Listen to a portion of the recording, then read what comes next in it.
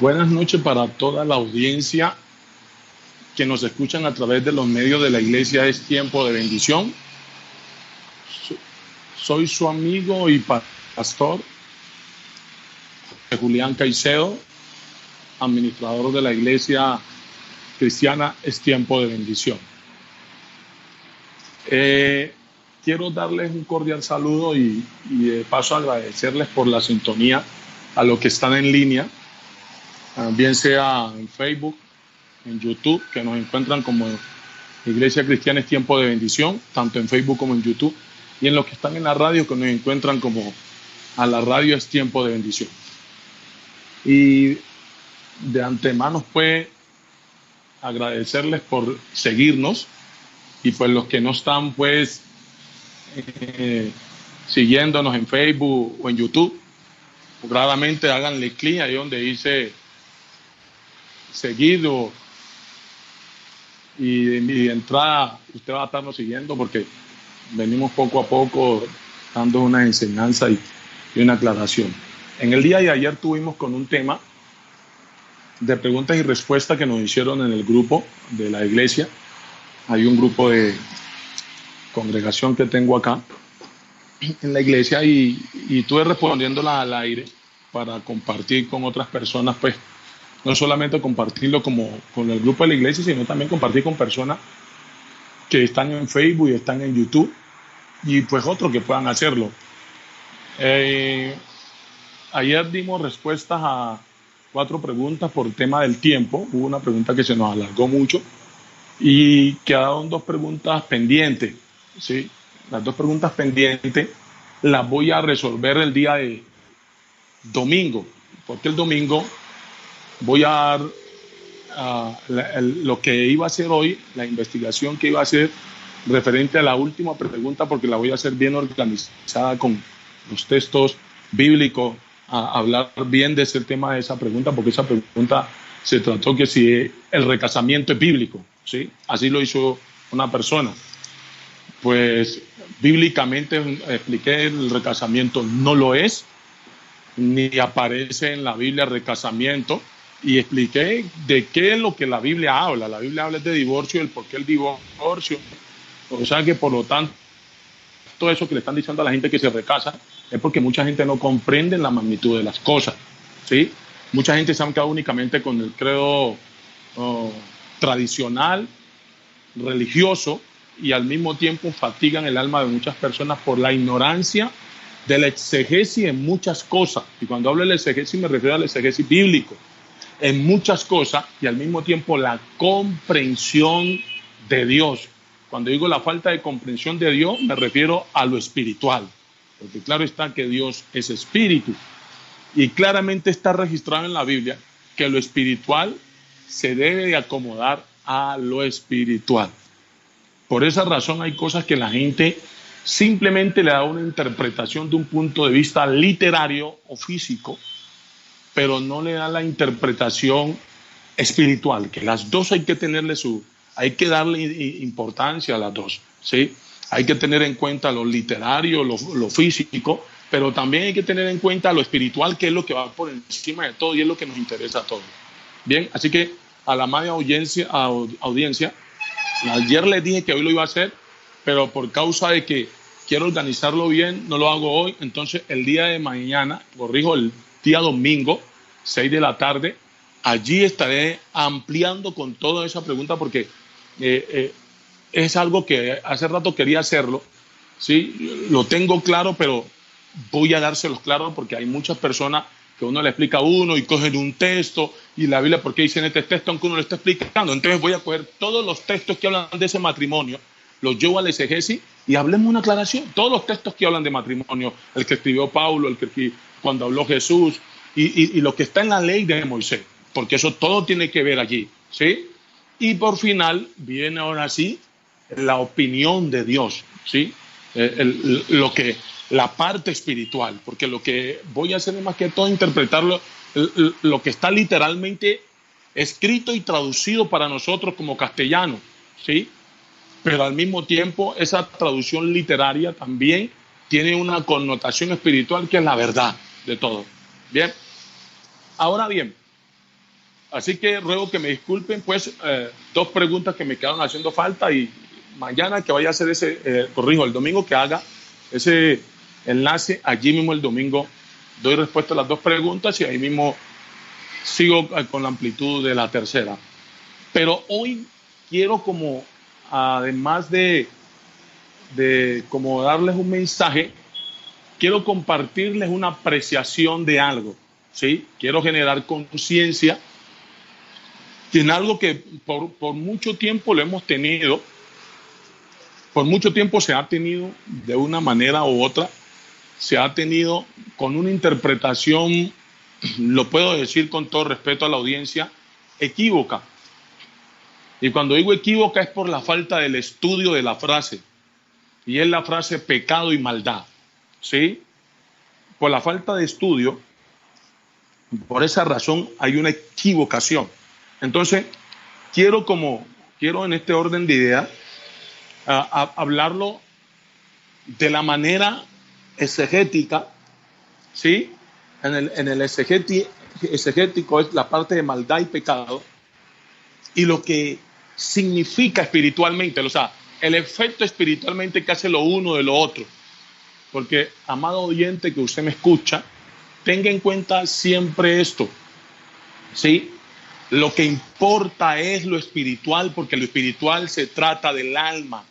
Cuando vamos a hablar algo referente de Dios, lo espiritual se trata del alma.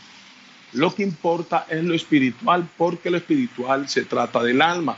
Y el alma es el ser humano. Simplemente el ser humano ya es completo porque tiene que ver con alma y cuerpo, que es lo que en el original al alma le llaman espíritu.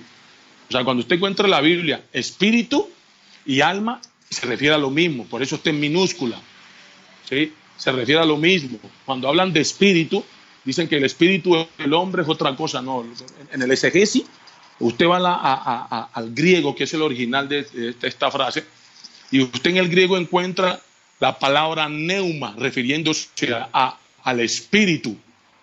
Cuando dice espíritu, en el original es la palabra neuma, que neuma significa alma, mente y corazón. No está hablando de divinidad. Si habla de alma, mente y corazón, está hablando de una humanidad.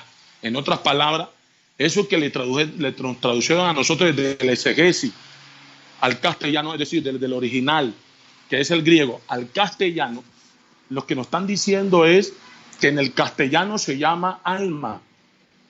Sí, en el castellano, literalmente, corrijo, está escrito espíritu o alma. Pero para los griegos, lo que es alma y espíritu es lo mismo. Para los griegos, lo que es alma y espíritu es lo mismo, ¿sí? Y cuando usted entiende lo que significa en el original, neuma, que es alma, espíritu, alma, mente y corazón, corrijo, cuando usted encuentra en el original, refiriéndose a la palabra espíritu, la encuentra como alma, mente y corazón, está dando a entender que cuando nos traducen a nosotros espíritu, para los griegos nos están diciendo, ellos nos están diciendo es el alma, la mente y el corazón. Y usted mira que la Biblia encuentra las tres frases. Encuentra corazón, encuentra alma y encuentra espíritu. Cuando encuentra espíritu lo encuentra en minúscula. En minúscula. ¿Sí? Entonces el ser humano se compone de espíritu o alma, como usted lo quiera llamar, y cuerpo. Esa es la composición del ser humano. Porque el ser humano lo que tiene es un espíritu y un cuerpo. El espíritu está dentro de él y el cuerpo es lo tangible. El espíritu es lo intangible y el cuerpo es lo tangible. Lo intangible es lo espiritual, lo tangible es lo físico, lo material. Esa es la composición del ser humano. Entonces, cuando se habla de ser humano, ¿sí? No estamos refiriendo directamente, ¿sí? Al hombre, ¿sí? Directamente al hombre, ¿sí? Entonces, aquí en este punto ha habido como una interpretación no apropiada. Mucha gente dicen todos cometemos errores, pero cuando ellos se refieren a que todos cometemos errores, están hablando que todos tenemos pecado, ¿sí? Y otros también dicen que todos tenemos pecado, también lo asimilan como maldad. Pero según la Biblia, en el exégesis de la Biblia, la maldad es una cosa y el pecado es otra cosa. No pueden generalizarlo, aunque algunos sin el conocimiento literario y el exégesis lo generalizan, pero no se debe generalizar porque sería usar mal la hermenéutica. Porque la hermenéutica es la que se usa para interpretar los textos sagrados, ¿sí? Eso es lo que se usa. Entonces, al generalizar, vamos a perdernos del camino, ¿sí? De lo que en realidad queremos entender. ¿Y por qué nos perdemos? Porque claramente la interpretación no fue apropiada, no fue con el proceso necesario, con el debido proceso que se debe hacer. Entonces, al no hacer el debido proceso en la interpretación, pues de ahí para allá va a haber una mala enseñanza. Y en la mala enseñanza es lo que va a quedar en el alma. Entonces, por ende, el alma va a seguir en cautiverio. La Biblia tiene un texto aquí, en primera carta del apóstol Juan, en el capítulo 1, en el verso 9. Lo voy a leer. Primera carta del apóstol Juan, que es San Juan. Primera de Juan.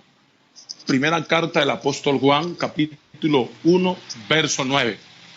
Es de esta manera. Quiero compartirles esto para que lo tengan claro y para que cuando la persona hable le puedan entender. Dice, el verso 9 dice, si confesaremos nuestros pecados, Él es fiel y justo para perdonarnos nuestros pecados y limpiarnos de toda maldad. Aquí es donde la gente tiene que entender claramente, ¿sí? Que esto es muy importante, muy, muy, muy importante. Se lo voy a leer. Y aunque estoy cogiendo únicamente el texto, porque el texto habla enfáticamente, en lo que han traducido del original al español, ¿sí? Del original al castellano, es lo que hay traducido acá. Y es lo que yo le estoy leyendo, porque yo soy colombiano y por ende uso el castellano, ¿sí? Ya es lo que hay traducido, ¿sí? Entonces estoy leyendo literalmente lo que le tradujeron a Juan, ¿sí? Si confesáremos nuestros pecados, Él es fiel y justo para perdonar nuestros pecados y limpiarnos de toda maldad. Quiero hacer un punto y un énfasis aquí. Tengan en cuenta, pueblo que me escucha, y esto quiero cambiárselo porque este credo ha sido de la iglesia tradicional que se ha metido en todo el mundo. Generemos un poco de conciencia. Si Dios nos perdonó una vez, nos perdonó para siempre. Y me voy a entender con esto. Porque Dios no está haciendo las cosas. Dios ya hizo las cosas. El proceso de nuestro Señor Jesucristo, el cual fue Dios sin Jesucristo, haciéndolo, lo hizo una vez y para siempre. No lo hizo más. Y según la historia bíblica, lo que hizo una vez y para siempre, allí fue el perdón de toda la humanidad. Fue allí el perdón de toda la humanidad. Y si allí fue el perdón de toda la humanidad, lo que Dios, el mensaje directo que Dios está mandando para la humanidad es que el ser humano, con él no tiene tema. Con él no tiene ningún problema. Por lo tanto, no debe de acudir a Dios diciéndole que le perdone. Porque a mi modo de ver, y en la interpretación del español, si yo voy constantemente a decirle a alguien que me perdone, ¿sí? Significa que desconozco a quién le estoy diciendo. Yo le digo que me perdone constantemente es a un hombre, porque un hombre sí me guarda rencor, ¿sí? Un hombre sí me tiene cargos, ¿sí? Un hombre es duro para disculparme. Si yo a un hombre no le pido que me disculpe, él no me va a disculpar, y a veces a algunos les pide disculpa y no dan la disculpa. Entonces a un hombre que tengo que constantemente estarle pidiendo disculpa o estarle pidiendo perdón es a un hombre. Pero cuando se trata de Dios, el día que yo puse mi corazón sin miseria a decirle a Dios, perdóname, o cuando acepté el mensaje del evangelio que es enviado de Jesucristo, desde ahí ya tengo el perdón.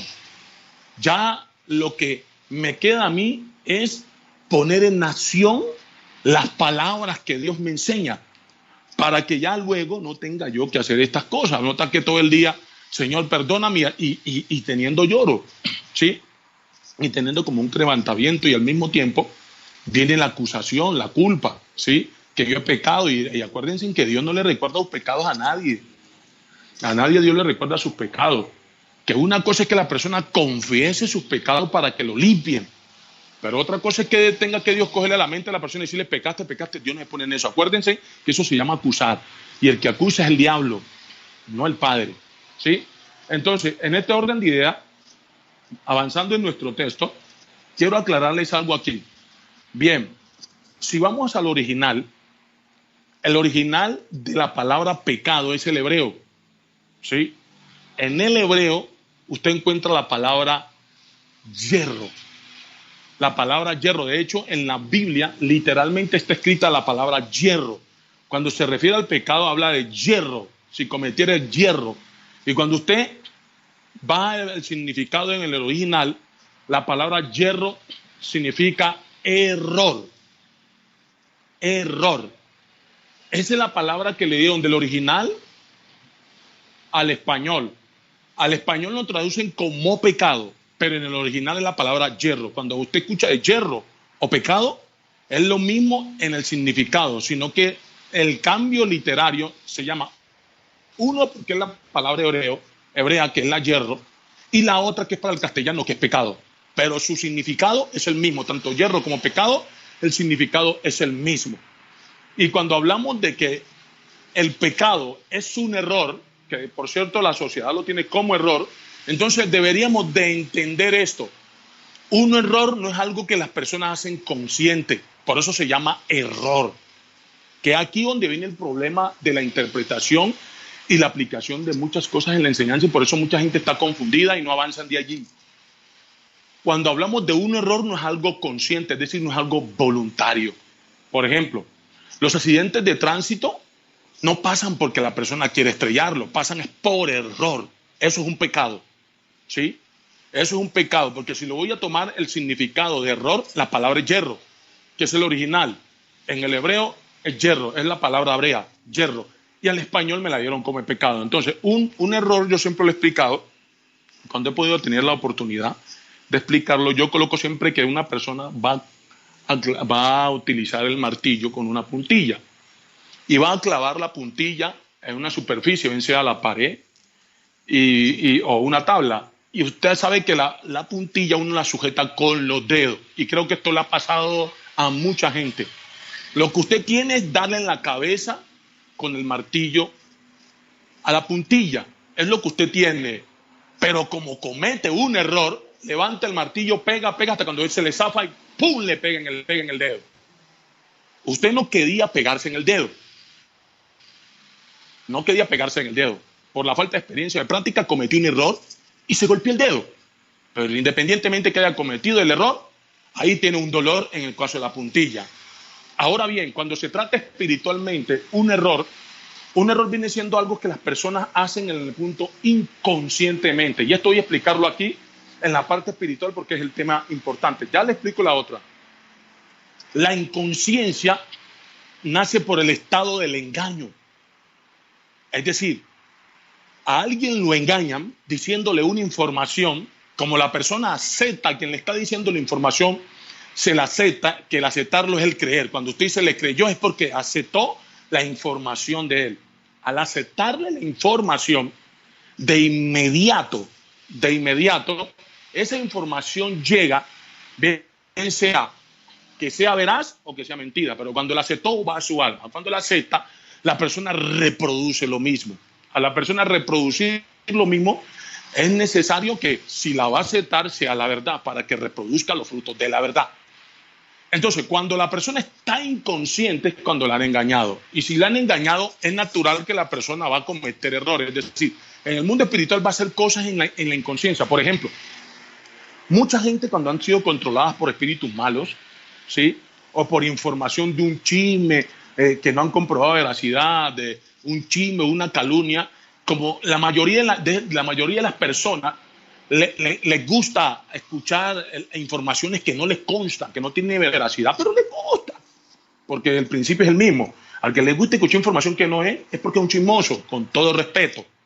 Nace del chisme. Entonces, esta persona, como le da credibilidad a una información que no se certifica que sea veraz, por lo tanto es por el estado de él que le gusta. Entonces, así mismo la multiplica y termina cometiendo error con otras personas. Al cometer el error con otras personas, esto se genera en un pecado o en un mal, pero ante Dios esta persona no es consciente por causa del engaño que hay, por la influencia que tiene de lo malo. No es consciente. Esto es como tanto como no es consciente, ante Dios no tiene ningún cargo, pero ante la ley sí. Ante las leyes terrenales tiene su cargo. Por ejemplo, él no quería chocar a otro carro, pero cuando lo choca hay una ley de tránsito que le dice que tiene que pagarle. Pero esa es la parte terrenal y física. Pero delante de Dios, por la inconsciencia, no tiene ningún cargo. No tiene ningún cargo ni ninguna culpa, ni que Dios le vaya a castigar, que lo vaya a mandar al infierno. No, lo que Dios está haciendo es que la persona genere la conciencia de su estado en el que está. Porque cuando la persona, se lo voy a expresar más fácil, se aira, comete muchos errores. Por eso hay un texto que por ahí dice, airaos, pero no pequéis. Es decir, aírense, pero no cometan el error. Pero es muy difícil que una persona se aire y no comete el error, bien sea en palabras o en acciones, pero lo comete. Es imposible. Lo mejor para que no cometa el error es no airarse, es quitar la ira. Pero si la persona se aira, va a cometer el error. Eso es imposible que no lo cometa, porque todo iracundo o persona que le da su ira, comete el error de entrada. Bien sea que no lo haga agresión físicamente, pero con las palabras es impresionante. Pero las personas que están bajo la ira, en el momento que la ira se manifiesta un demonio.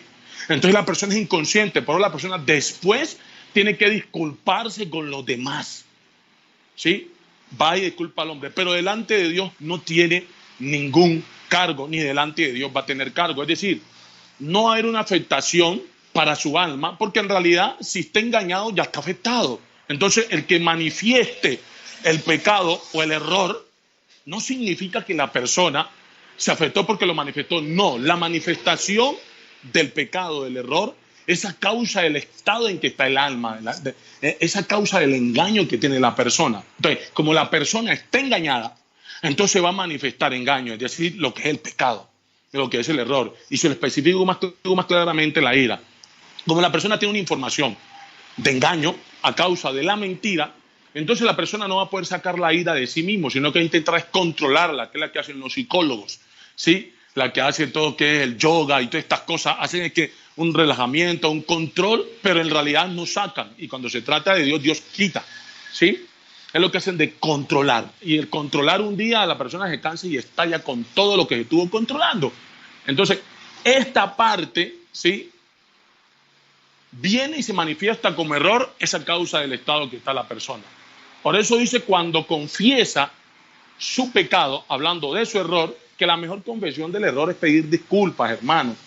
Si uno, lo importante es yo generarme la conciencia. La gran mayoría de personas no tienen conciencia generada cuando cometen errores, ¿sí? Que es lo que el mundo llama, o cuando comete un pecado, no lo tienen.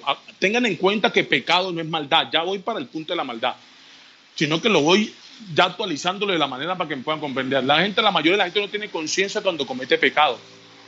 ¿Por qué no tiene la conciencia generada? Porque por lo general muchas personas cometen los errores y le echan la culpa a los demás, ¿sí? Cometió el pecado y le echó la culpa a los demás. Y si una persona que tiene la conciencia generada sabe que tiene que ser responsable de sus actos, no tiene por qué culpar a nadie. Entonces eso evidencia que la persona está engañada completamente. ¿Cuál es el engaño? En que piensa que los demás lo dañan, cuando resulta que lo que pasó ya es un problema que usted tiene. Usted ya está afectado. Que alguien lo esté molestando, lo esté cansando, y usted se iró y por airarse viene y lo atacó y lo agredió, le hizo una agresión, no le va a poder echar la culpa a los demás, porque si usted no tiene ningún tipo de violencia, aunque otro lo esté molestando, usted lo que hace es dejarlo allí, lo ignora y se va y evita la agresión. Pero mientras tenga la violencia, le va a responder con violencia, aunque la persona lo esté escuchando, le responde con violencia. Entonces no podemos echarle la culpa a los demás de los errores de nosotros, de lo que hemos hecho. Si yo cometo mi error, tengo que ir a la persona y disculparle, pedirle que me disculpe, pero lo importante es que la persona tenga la conciencia en que ella lo está cometiendo, que no es el tercero el culpable, ¿sí? Porque aquí viene un texto que han manejado por muchos años, que el diablo los tienta. Satanás no necesita tentar a nadie. Si la persona que está mintiendo, Satanás no la va a tentar, ya Satanás la tiene. Ya se convierte en un servidor indirecto de Satanás por causa de la mentira. Entonces no necesita tentarlo. ¿Para qué lo va a tentar si por la mentira Satanás lo controla? No lo va a tentar. Que le escribieron que la tentación, ¿sí? Sí, eso lo escribieron, que la tentación. Pero entonces dice, no, es que él me tentó. No, el tentador se llama la chatarra, ¿sí? Él es el que busca cómo hacer que la gente no entren en el conocimiento de la verdad, sino que permanezcan en la mentira. Entonces, aclarando la primera frase, ¿sí? De este texto de primera de Juan, capítulo 1, verso 9, pues ya expliqué la parte A, que fue, si confesáremos nuestros pecados, Él es fiel y justo para perdonar nuestros pecados. Entonces, cuando se habla de la confesión del error, es muy importante esto tenerlo en cuenta, pueblo. Si no hay una confesión, ¿sí?, no hay una generación de conciencia del pecado o del error. Por eso es importante la persona identificarlo y confesarlo. Algunas personas que no han identificarlo, lo importante que le ayuda aquí es la confesión. ¿Qué es la confesión? La confesión la hace una persona, ¿sí? La confesión la hace una persona directamente. Esa persona va claramente a una autoridad competente, en este caso hablando del tema espiritual, me refiero al pastor, ¿sí? Es muy importante que vaya a su pastor y que el pastor esté controlado por el Espíritu Santo para que sus cosas personales no se las divulgue a terceros, ¿sí? No las divulgue a terceros porque es un tema entre el pastor, y acuérdense siempre que lo he explicado que el pastor es el Espíritu Santo. Uno como hombre simplemente tiene el título y al mismo tiempo es un visil. Es un visil o la parte visible para que el pastor, quien es el Espíritu Santo, proceda a través de nosotros para quitar y ayudarle a la persona a generarse la conciencia para que entre en luz y la persona de en adelante empiece con su proceso de quitar todo lo que tiene que ver, que está afectando su alma. Por eso cuando hablamos de la confesión, es muy importante que la persona tenga en cuenta quién es su pastor, por una razón, dos cosas. La primera, tiene que tener evidencia de que el Espíritu Santo por lo menos está con él o está en él, ¿sí? O que tiene un con de Dios. Un con de Dios es una ayuda divina, ángeles a su alrededor, por algo lo respaldan. Es muy importante. Lo segundo, ¿sí?, saber que el pastor, usted ha hablado con él o ya ha tenido la evidencia que habla sus cosas y no se las comenta a otro, ¿sí? Hablándolo en el texto del consejero, ¿sí? Hablando en el contexto del consejero, porque acuérdense que el pastor es el Espíritu Santo. Esto es muy importante en la ética, en el respeto con la información de las personas, ¿sí? Porque el que se diga de confesión no se puede utilizar para manipular a las personas, porque la confesión es un proceso que Dios tiene para la solución de muchas cosas de las personas, ¿sí? Por eso las personas que van a confesarse delante de un pastor o una pastora que está en Dios o Dios en ella o está Dios con ella, e inmediatamente descansa de una vez y esas cosas no vuelven a pasar o empieza un proceso. ¿Por qué? Por la sencilla razón de que la persona fue no a un hombre, sino que fue directamente a Dios como pastor a través del hombre. ¿Me doy a entender? Ahora bien, es muy importante que en la confesión la persona vaya, por lo menos con lo que tiene conciencia, diga la verdad, ¿sí? Si le preguntan, si no se acuerda, diga no me acuerdo, ¿sí? Con que en la confesión el mismo pastor es el que guía, y hablo del Espíritu Santo. Él es el que guía al pastor visible, para que pueda guiar a la persona a sacar la verdad de las cosas para que la persona pueda ser limpiada, ¿sí? Es muy importante que entiendan esto. O sea, que para que le generen la conciencia a la persona del pecado o el error, es importante la confesión, que es lo que está hablando el apóstol Juan aquí, ¿sí? Ahora voy con la parte segunda, ¿sí? La parte segunda la Biblia la tiene como iniquidad, ¿sí? Aquí viene la parte segunda, dice: perdona nuestros pecados y limpiarnos de toda maldad. Ahora bien, miren, cuando hablamos la palabra maldad, solo la palabra maldad suena espantosa, que de hecho la gente popularmente y secularmente la tiene, que el que hace maldad únicamente es el que coge un arma para matar a otro. Cuando Juan dijo que el que rechaza a su hermano es un homicida, es igual a aquel que coge un arma para matar a otro. Eso lo está diciendo el mismo Juan. Pero en el contexto secular, tradicional por muchos años, maldadoso se le dice a una persona que uno como ser humano considera que es descabellado. A un violador, a un asesino, a un ladrón, ¿sí? A muchas cosas del punto social, a la adúltera, al fornicario, a eso se le dicen que están en maldad. Pero resulta que la Biblia, como tal, en el contexto espiritual, no clasifica eso así. Ya les expliqué lo que es el pecado y ahora voy con el punto de la maldad. La maldad en la Biblia es la mentira, completamente.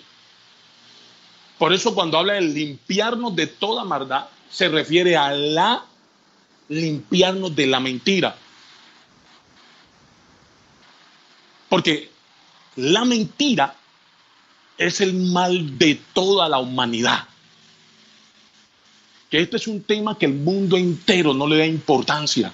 Y hablando de todo ser humano. Aquí no me meto en el credo religioso únicamente, porque es que a veces nuestros mensajes se vuelven únicamente para el credo religioso y entonces las demás personas que están por fuera del credo religioso piensan que no es con ellos cuando ellos también son almas. Ellos también son personas que necesitan que sus almas lleguen a Dios para que se vayan con Dios. Esa es la verdad. Entonces, aquí lo voy a ampliar constantemente a todo lo que es el ser humano. El ser humano en general no le da importancia a este tema de la mentira. Y si comprendemos un poco el libro del Génesis en el capítulo 3, del capítulo 1 al capítulo 3, ese fue los primeros años del ser humano y mostró claramente la evidencia de lo que Dios siempre ha querido con el ser humano. ¿Sí? Cuando ya empieza el capítulo 3, en el capítulo 3, el hombre se va de Dios porque entró la maldad. ¿Sí? Usted en la Biblia encuentra iniquidad y maldad, eso es lo mismo. Eso es lo mismo. Porque la iniquidad, algunos la describen como pecados sexuales. Me voy a entender, pero lo que ellos llaman pecados sexuales, que de hecho le llaman pecados sexuales, que ya les expliqué que pecado no es maldad como lo están expresando, sino que es un error. Y tener relaciones sexuales no es un error. ¿Sí? Eso no es un error. El error que puede estar es cuando lo malo de la relación sexual es cuando es a través de un engaño. Allí es lo malo de la relación sexual, cuando es a través de la mentira. ¿Sí? Entonces, tener relaciones sexuales, eso no es un error. Que una mujer quede embarazada, eso no es un error. Eso no es un error porque es el proceso que Dios ha tenido para la multiplicación de la raza humana. De hecho, la relación conyugal o la relación sexual, Dios la hizo para la multiplicación del ser humano, ¿sí? Y por lo tanto, Dios fue el que la hizo. Y si Dios lo hizo, no es malo, porque lo que Dios hizo, lo hizo bueno en gran manera todo. Ahora bien, lo que entra a ser descabellado o que se sale del contexto es en la condición que tengo la relación sexual. ¿De qué manera lo voy a hacer? No estoy hablando de las prácticas ni de las posiciones, estoy hablando de la posición del ser humano, del alma del ser humano, ¿sí? ¿Cómo tiene eso? ¿Sí? Entonces, cuando hablamos de maldad en el capítulo 3 del Génesis, encontramos que la maldad entró al hombre fue cuando Eva fue engañada por Satanás. Acuérdense que la maldad es Satanás mismo. Y la mentira es Satanás mismo. Entonces, cuando el Padre dice limpiarnos de toda maldad, la gente piensa que toda maldad es cantidades de prácticas. No. Cuando dice toda maldad es que en muchas áreas de nosotros, en muchas áreas, hay mentira. Hay mentira, muchas áreas. Porque desde que la persona tomó uso de razón o tomó conciencia, lo que absorbió como información en este ecosistema fue un engaño. Empezando desde los medios de comunicaciones hasta la cultura que le daban en su casa. La cultura, las enseñanzas que le daban en la casa, enseñanzas que hoy en día son patrones muy fuertes, son dogmas muy fuertes que no dejan a veces llegar a la verdad en muchas personas. Eso que se lo llevan en la casa se lo llevan a través de las mentiras, basados en credos, en mitos y leyendas que no hay veracidad de lo mismo. Pero lo que la gente no se entera es que así son un mito, una leyenda, una veracidad. Las personas desde niño, desde su infancia, le dieron una aceptación y al aceptarlo, eso generó en ellos un cambio en su alma. Entonces, cuando hablamos de la maldad en general es la mentira. Por eso es muy importante esto. Cualquier persona que esté en el estado de la mentira, espere cualquier cosa de ella. No solamente necesita llegar el momento de la manifestación. Por eso es muy importante esto. Si usted mira a las personas, de ahí, después de que está la mentira, de ahí para allá se pierde todo. Entra todo. Entra la codicia, entra la malicia. Y la codicia es anhelar, en el tema económico, son ganancias más de las normales. ¿Sí?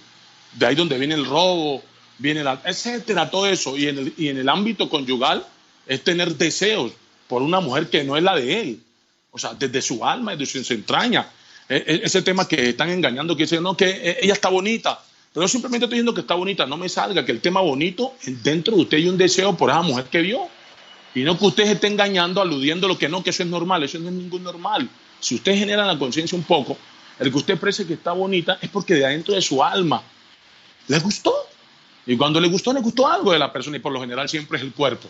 ¿Sí? ¿Por qué hay la discriminación de la fea y la bonita? ¿Por qué hay la discriminación? Y esa discriminación nace por los gustos. Y la gran mayoría son los gustos corporales. La gran mayoría. A una gorda no le dicen bonita, a una gorda le dicen fea. Cuando en realidad la mujer, toda la creación de la mujer es bonita. Toda la creación de la mujer es hermosa. Lo que Dios hizo, todo es hermoso. Pero si usted mira la discriminación en las mujeres que son acuerpadas o que le llaman gorda, a ellas les dicen que están feas.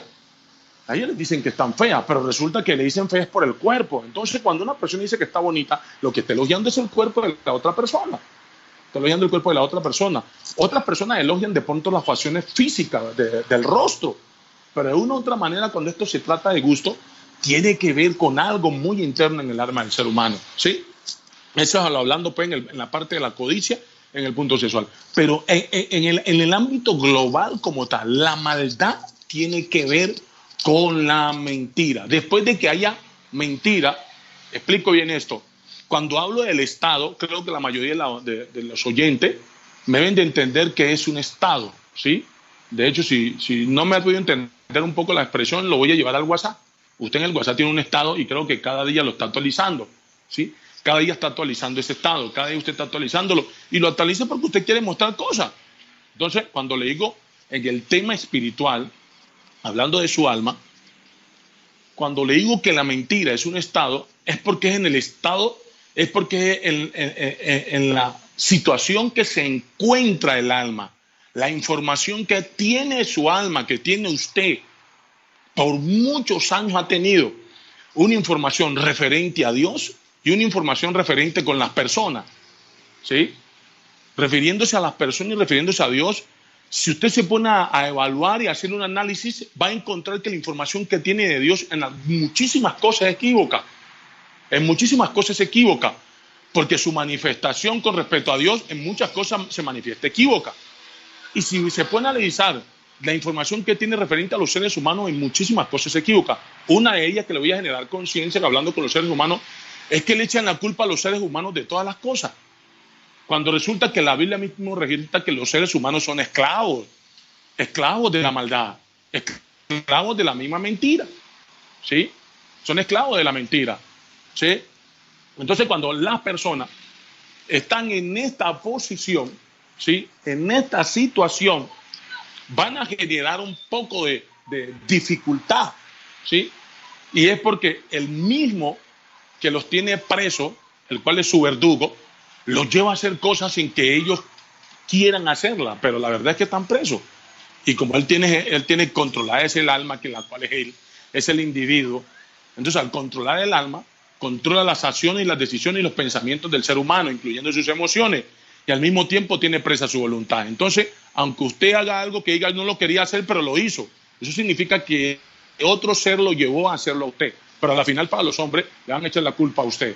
Pero si hay una comprensión de Dios, no le echaríamos la culpa a los seres humanos, sino que pensaríamos, bueno, ¿por qué esta persona se está comportando de esa manera? Si uno no lo ve coherente es porque algo la está impulsando a eso, algo lo está impulsando a eso. Entonces ahí uno que es entendido y tiene la conciencia generada, ya no va a coger lucha con el individuo, va a coger lucha con la persona, ¿sí? Por esta razón, cuando se trata de la mentira, considero que la mentira, y en todo lo que he estudiado la Biblia, que por lo tanto he estudiado más de 17 años y me la he podido leer 3 veces, ¿sí? En lo que he encontrado, todo el problema de la Biblia es la mentira. Corrijo, de los seres humanos es la mentira. Ese ha sido todo el problema del ser humano es la mentira, porque el problema o la dificultad o el mal es Satanás mismo, como lo quieran ver.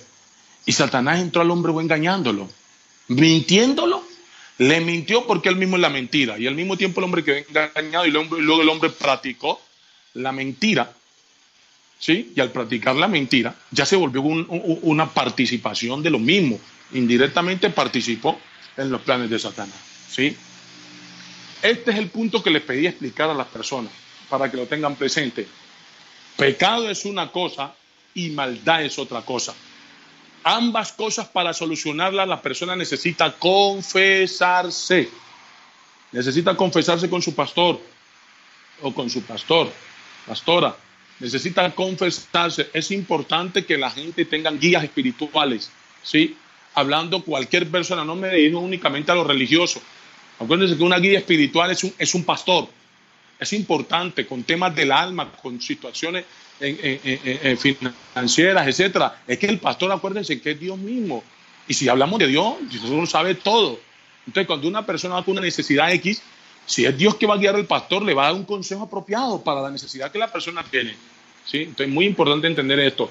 La solución de eso tiene que ver con la confesión. Pecado es una cosa que ya lo expliqué. Si usted llegó tarde y no lo alcanzó a escuchar, allí en YouTube o en Facebook queda circulando la predicación para que escuche bien la explicación de lo que es pecado y también explique lo que es la maldad, ¿sí? Si tienen alguna inquietud o algún comentario X, con gusto nos pueden escribir, ¿sí? 318-739-0866, 311-317-1861. Con gusto pueden escribirlo, con gusto lo pueden hacer. O en Facebook es Tiempo de Bendición Iglesia Cristiana, y en YouTube también es Tiempo de Bendición Iglesia Cristiana, ¿sí? No más. Este es el punto que quería compartirle como manera pues de apreciación y al mismo tiempo información para que tengamos un giro en algunas cosas.